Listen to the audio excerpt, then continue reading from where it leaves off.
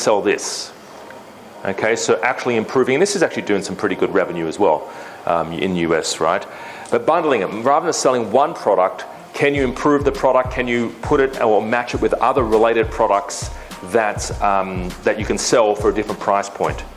Okay, here's another great example. This is, so we actually had quite a few people do something similar to this in different niches, in kitchen, homewares, pets, babies, right?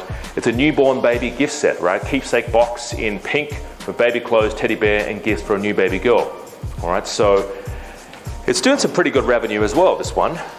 Why do you think this product has a lot of appeal? Why do you think it's not only is it convenience of having everything in one box, but what else? It's a gift. Beautiful, yes. Who said that? Was that Holly? Yeah. Okay, it is a gift. Okay, it's well packaged. It comes in a keepsake box, but it's a gift.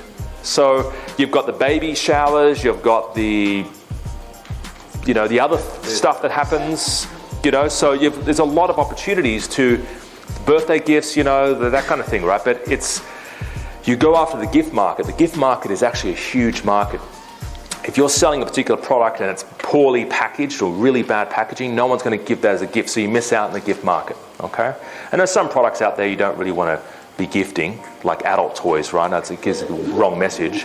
But there are a lot of products out there that are very giftable. It comes down to the packaging.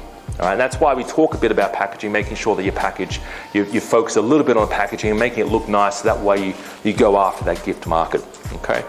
But it's convenience. It's people, rather than going out there and buying a teddy bear and the nappies and the talcum powder and the baby oil and the soap, right, they could just buy it all in one box and it delivers instantly to them, right? We had a question last week. We did like a free meetup in Sydney and we hung out with our clients. We had a question. It was like, why do people buy on Amazon?